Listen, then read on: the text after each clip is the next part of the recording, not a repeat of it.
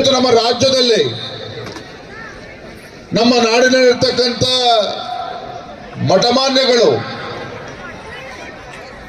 ಇಡೀ ದೇಶದಲ್ಲಿ ನಮ್ಮ ಕರ್ನಾಟಕದ ಹೆಮ್ಮೆ ಅಂತ ಹೇಳಿದ್ರೆ, ದೇಶದಲ್ಲಿ ನಮಗೆ ಹೆಮ್ಮೆ ಅಂತ ಹೇಳಿದ್ರೆ ನಮ್ಮ ರಾಜ್ಯದಲ್ಲಿರ್ತಕ್ಕಂಥ ಮಠಮಾನ್ಯಗಳು. ನಮ್ಮ ರಾಜ್ಯದಲ್ಲಿರ್ತಕ್ಕಂಥ ಮಠಮಾನ್ಯಗಳು ಅಣ್ಣ ಬಸವಣ್ಣನವರ ಕಾಯಕ ತತ್ವಗಳನ್ನ,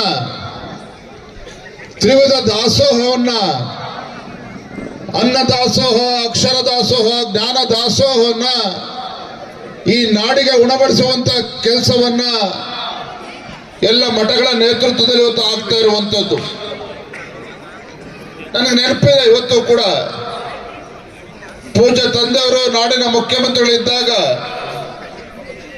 ಮಠಮಾನ್ಯಗಳಿಗೆ ಅನುದಾನವನ್ನು ಕೊಡುವಂತ ಕೆಲಸವನ್ನ ಮಾಡಿದ್ರು.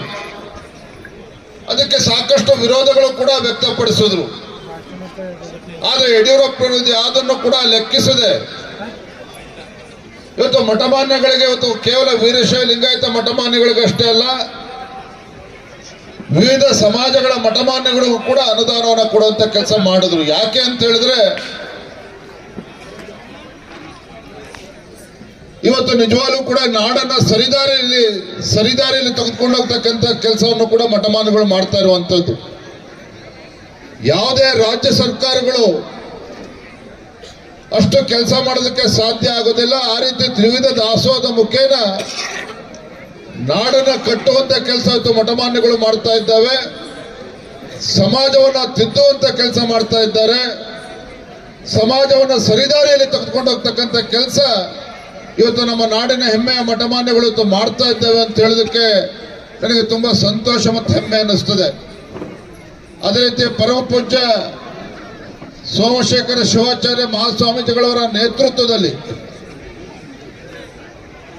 ತ್ರಿವಿಧ ದಾಸೋಹ ಅಷ್ಟೇ ಅಲ್ಲ, ಈ ಭಾಗದ ಕೃಷಿ ಸಮಾಜಕ್ಕೂ ಕೂಡ, ರೈತರಿಗೆ ಒಂದು ಬೆನ್ನೆಲುಬಾಗಿ ಅವರು ಕೂಡ ಒಂದು ಶಕ್ತಿಯನ್ನು ತುಂಬುವಂತ ಕೆಲಸ ಪರಮ ಪೂಜ್ಯರ ನೇತೃತ್ವದಲ್ಲಿ ಆಗ್ತಾ ಇರುವಂತದ್ದು.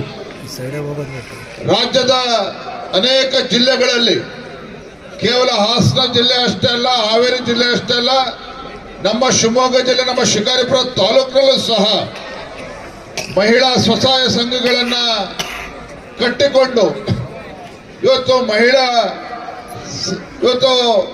ಅವರು ಕೂಡ ಒಂದು ಶಕ್ತಿ ತುಂಬುವಂತ ಕೆಲಸ ಇವತ್ತು ಮಾಡ್ಕೊಂಡು ಬರ್ತಾ ಇರ್ತಕ್ಕಂಥ, ನಿಜವಾಗ್ಲೂ ಕೂಡ ಇವತ್ತು ಒಂದು ಭದ್ರ ಬುನಾದಿಯನ್ನು ಆಗ್ತಕ್ಕಂಥ ಕೆಲಸ ಕೂಡ ಇವತ್ತು ಪರಮ ಪೂಜ್ಯ ಸ್ವಾಮೀಜಿಗಳವರ ನೇತೃತ್ವದಲ್ಲಿ ಆಗ್ತಾ ಇರ್ತಕ್ಕಂಥದ್ದು. ನಾನು ಒಂದು ಸಂದರ್ಭ ಉಲ್ಲೇಖ ಮಾಡುವಂಥದ್ದು, ಪರಮ ಪೂಜ್ಯ ಸ್ವಾಮೀಜಿಗಳು ಆಸಕ್ತಿ ವಹಿಸಿ ಹಿಂದೆ ನಮ್ಮ ಸರ್ಕಾರ ಇದ್ದಾಗ ಏನೋ ರಣಘಟ್ಟ ನೀರಾವರಿ ಯೋಜನೆ 127 ಕೋಟಿ ಅನುದಾನವನ್ನ ಅಂದಿನ ಮುಖ್ಯಮಂತ್ರಿ ಯಡಿಯೂರಪ್ಪನವರು ಕೊಡುವಂತ ಕೆಲಸ ಮಾಡಿದ್ದಾರೆ ಅಂತ ಹೇಳಿದ್ರೆ ಅದಕ್ಕೆ ಪರಮ ಪೂಜ್ಯ ಸ್ವಾಮೀಜಿಗಳು ಕೂಡ ಕಾರಣೀಭೂತರು ಅನ್ನೋ ಮಾತನ್ನ ಬಹಳ ಹೆಮ್ಮೆಯಿಂದ ಹೇಳ್ತಾನೆ.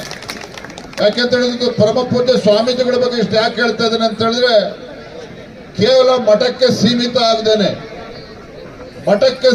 ಆಗದೇನೆ ಸಮಾಜವನ್ನ ತಿದ್ದುವ ಜೊತೆಗೆ ಇವತ್ತು ರೈತರ ಬಗ್ಗೆ, ನೀರಾವರಿ ಬಗ್ಗೆನೂ ಕೂಡ ಕಾಳಜಿ ಇಟ್ಕೊಂಡು ಇವತ್ತು ಮಠವನ್ನು ನಡೆಸ್ಕೊಂಡು ಬರ್ತಾ ಇದ್ದಾರೆ. ನಿಜವಾಗ್ಲೂ ಕೂಡ ನಿಜವಾದ ಒಂದು ಸಮಾಜವನ್ನು ಕಟ್ಟುವಂತ ಕೆಲಸ ಪರಮ ಪೂಜ್ಯ ಸ್ವಾಮೀಜಿಗಳವರ ನೇತೃತ್ವದಲ್ಲಿ ಆಗ್ತಾ ಇರುವಂತದ್ದು. ಹಾಗಾಗಿ ಇವತ್ತು ನಮ್ಮೆಲ್ಲ ವೇದಿಕೆ ಇರ್ತಕ್ಕಂಥ ಮತ್ತು ವೇದಿಕೆ ಮುಂಭಾಗದಲ್ಲಿರ್ತಕ್ಕಂಥ ಎಲ್ಲ ಸದ್ಭಕ್ತರ ನಮ್ಮೆಲ್ಲರ ಕರ್ತವ್ಯನೂ ಕೂಡ ಇದೆ. ಸ್ವಾಮೀಜಿಗಳು ಧರ್ಮ ಕಾರ್ಯವನ್ನ ಮಾಡ್ಕೊಂಡು ಹೋಗ್ತಾರೆ. ಮಠವನ್ನ ಕಷ್ಟಪಟ್ಟು ಕಟ್ಟಿದ್ದಾರೆ. ಮಠವನ್ನ ಉಳಿಸ್ಕೊಂಡು ಬೆಳೆಸ್ಕೊಂಡು ಹೋಗ್ತಕ್ಕಂಥ ಕೆಲಸವನ್ನ ನಾವು ಎಲ್ಲರೂ ಸೇರಿ ಇವತ್ತು ಮಾಡಬೇಕಾಗಿರ್ತಕ್ಕಂಥ ಅವಶ್ಯಕತೆ ಇದೆ ಅನ್ನೋದನ್ನ ಈ ಸಂದರ್ಭದಲ್ಲಿ ಹೇಳೋದಕ್ಕೆ ಇಚ್ಛೆ ಪಡ್ತೇನೆ. ಇವತ್ತು ಸ್ವಾಮೀಜಿಗಳು ಬಹಳ ದೊಡ್ಡ ಕನಸನ್ನು ಇಟ್ಕೊಂಡಿದ್ದಾರೆ. ಆರೋಗ್ಯ ಕ್ಷೇತ್ರದಲ್ಲೂ ಕೂಡ ಒಂದು ಒಳ್ಳೆ ಆಸ್ಪತ್ರೆನ ಕಟ್ಟಬೇಕು, ಬಡವರಿಗೆ ಅನುಕೂಲ ಆಗ್ತಕ್ಕಂಥ ನಿಟ್ಟಿನಲ್ಲಿ ಆಸ್ಪತ್ರೆ ಆಗಬೇಕು ಅನ್ನುವ ಒಂದು ಸಂಕಲ್ಪವನ್ನು ಕೂಡ ಪರಮ ಪೂಜ್ಯ ಸ್ವಾಮೀಜಿಯವರು ಇಟ್ಕೊಂಡಿರುವಂಥದ್ದು. ಹಾಗಾಗಿ ಈ ನಿಟ್ಟಿನಲ್ಲಿ ನಾವು ಎಲ್ಲರೂ ಸರಿ ಕೈ ಜೋಡಿಸೋಣ, ಮಠಕ್ಕೆ ಶಕ್ತಿಯನ್ನು ತುಂಬುವಂಥ ಕೆಲಸ ಮಾಡೋಣ ಅನ್ನೋ ಮಾತನ್ನ ಈ ಸಂದರ್ಭದಲ್ಲಿ ಹೇಳುತ್ತಾ, ಇವತ್ತೇನೋ ದೊಡ್ಡ ಸಂಖ್ಯೆಯಲ್ಲಿ ನಮ್ಮ ತಾಯಂದರು ಭಕ್ತರು ಇವತ್ತೆಲ್ಲ ಕೂತಿದ್ದೀರಿ. ಒಂದು ವಿಚಾರವನ್ನು ನಾನು ಹೇಳಿ ನನ್ನ ಮಾತಿಗೆ ವಿರಾಮಗಳನ್ನು ಹೇಳ್ತೇನೆ. ಇವತ್ತು ನಮ್ಮ ಮಕ್ಕಳಿಗೆ ಶಿಕ್ಷಣದ ಜೊತೆಗೆ ಇವತ್ತು ಸಂಸ್ಕಾರವನ್ನು ಕೊಡುವಂತ ಕೆಲಸವನ್ನು ಕೂಡ ಇವತ್ತು ಮಾಡಬೇಕಾಗಿರ್ತಕ್ಕಂಥ ಅಗತ್ಯತೆ ಇದೆ. ಇವತ್ತಿನ ಯುವ ಜನತೆ ಏನು ಈ ದೇಶದ ಆಸ್ತಿ ಅಂತೇಳಿ ನಾವೇನು ಪರಿಗಣಿಸ್ತೇವೆ, ಇವತ್ತು ಯುವ ಜನತೆ ಇವತ್ತು ದುಶ್ಚಟಕ್ಕೆ ದಾಸರಾಗಿರ್ತಕ್ಕಂಥದ್ದನ್ನು ಕೂಡ ನಾವು ನೋಡ್ತಾ ಇದ್ದೇವೆ. ಇವತ್ತು ನಮ್ಮ ಮಕ್ಕಳಿಗೆ ಉತ್ತಮ ಶಿಕ್ಷಣವನ್ನು ಕೊಡಬೇಕು ಅಂತೇಳಿ 2 ತುತ್ತು ಅನ್ನ ಕಡಿಮೆ ಆದರೂ ಪರವಾಗಿಲ್ಲ, ನಮ್ಮ ಮಕ್ಕಳಿಗೆ ಒಳ್ಳೆ ಶಿಕ್ಷಣವನ್ನು ಕೊಡುವಂಥ ಕೆಲಸ ನಮ್ಮ ತಂದೆ ತಾಯಂದ್ರು ಮಾಡ್ತಾ ಇದ್ದಾರೆ. ಆದರೆ ಮಕ್ಕಳಿಗೆ ಶಿಕ್ಷಣ ಕೊಡೋದೆಷ್ಟು ಮುಖ್ಯನೋ, ಶಿಕ್ಷಣದ ಜೊತೆಗೆ ಉತ್ತಮ ಸಂಸ್ಕಾರವನ್ನು ಕೊಡುವಂಥ ಕೆಲಸವೂ ಕೂಡ ನಮ್ಮ ತಂದೆ ತಾಯಂದ್ರು ಮಾಡಬೇಕು ಅನ್ನೋ ಮಾತನ್ನ ಈ ಸಂದರ್ಭದಲ್ಲಿ ಹೇಳ್ತಾ